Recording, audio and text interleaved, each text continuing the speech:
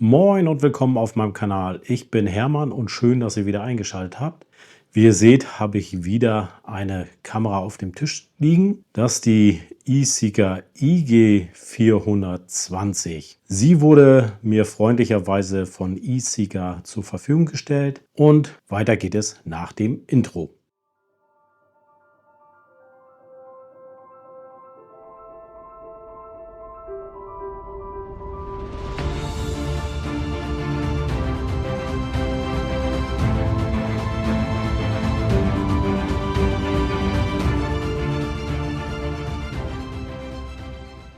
Schön, dass ihr dran geblieben seid. Wie schon vorab gesagt, hier handelt es sich um die eSeeker IG420. Jetzt würdet ihr sagen, Moment mal, die hast du doch schon mal vorgestellt. Ja, die habe ich schon mal vorgestellt. Das entsprechende Video werde ich euch natürlich oben verlinken.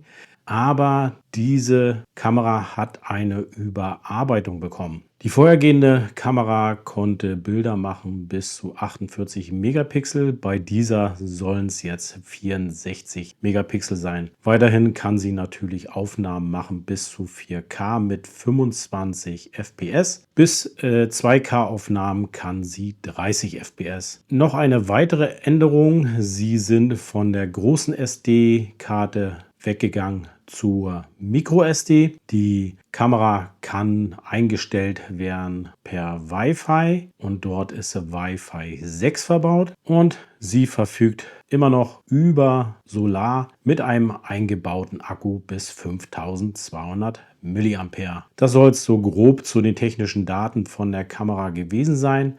Aber wir schauen mal, was sich im Karton befindet. Wenn man den Karton aufmacht, sieht man gleich am Anfang die Support-Information, wo man sich hinwenden kann, wenn man Probleme hat mit dieser Kamera. Im Lieferumfang befindet sich natürlich die Kamera, eine 32 GB MicroSD, der Baumgurt, leider wieder mit einem Plastikverschluss, ein USB-A auf USB-C-Kabel, da kann man die Videos auf den Computer herunterladen oder den eingebauten Akku mit laden, das Handbuch und ein kleiner Sicherheitshinweis. Kommen wir zu der Kamera selbst. Also der Aufbau ist relativ selbsterklärend. Hier natürlich wieder das Sonarpanel, die Linse. Hier drunter versteckt sind die 40 LEDs, der Bewegungsmelder und die Status-LEDs. Auf der Seite wieder nichts Spektakuläres, also die beiden Verschlüsse. Hier der Durchzug für den Baumgurt und hier kann man auch wieder ein Kabelschloss anbringen. Hier ist nichts weiter zu sehen, außer der Verschluss für das Batteriefach. Es wird wieder von unten geöffnet. Unten ist natürlich wieder angebracht der 1/4 Zoll Stativanschluss.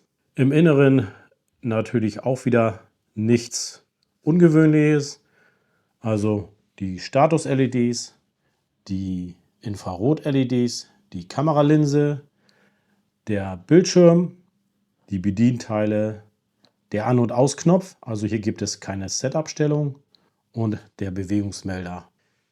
Hier drunter versteckt sich der Lautsprecher. Unterhalb wieder kommt dazu, hier ist das Mikrofon, dort ist der Reset-Knopf und hier haben wir den USB-C-Anschluss. Kommen wir kurz zur Menüführung, also ist eigentlich wieder selbsterklärend. Im Display sieht man natürlich wieder das Kamerasymbol und in welcher Auflösung es gerade eingetragen ist, wie viele Fotos man machen kann, unten natürlich, dass eine SD-Karte eingebaut ist, Datum, Uhrzeit und die Anzeige von der Batterie. Gehen wir mal ins Menü, bevor er wieder hier aktiv schaltet. Oben natürlich wieder die Bewegungsverzögerung, wann die Kamera aktiv schalten soll. Das werde ich mal verlängern auf 1 Minute. Und dann wieder der Modus. Dort kann man einstellen, was sie machen soll. Also ob sie auf Bewegungserkennung reagieren soll, Intervallaufnahmen oder Zeitrafferaufnahmen. Zeitschaltung, wann die Kamera aktiv sein soll, wie die Kamera arbeiten soll. Foto, Video oder beides. Die Fotoqualität, die Videoauflösung, Fotos in Serie, also wie viele Fotos gemacht werden sollen bei einer Auslösung, die Videolänge, ob eine Audioaufnahme gestartet werden soll, PIR-Intervall, dort kann man einstellen die Zeit zwischen zwei Aufnahmen, die PIR-Empfindlichkeit, der IR-Abstand. Hier kann man die Helligkeit der LEDs entsprechend des Abstandes zum Objekt einstellen, ob nah, mittel oder weit. Kameraname, die Wi-Fi-LEDs, dort kann man sie ein- oder abschalten. Datum, Uhrzeit natürlich einstellbar.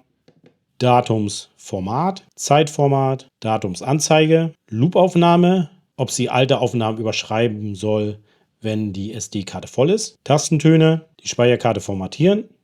Die Sprache, Passwortschutz, Werkseinstellungen zurückstellen, der Kundenservice, also da sieht man nochmal alles, wo man sich hinwenden kann, wenn man ein Problem hat, welche Firmware-Version auf der Kamera ist. Die ganze App heißt Guard.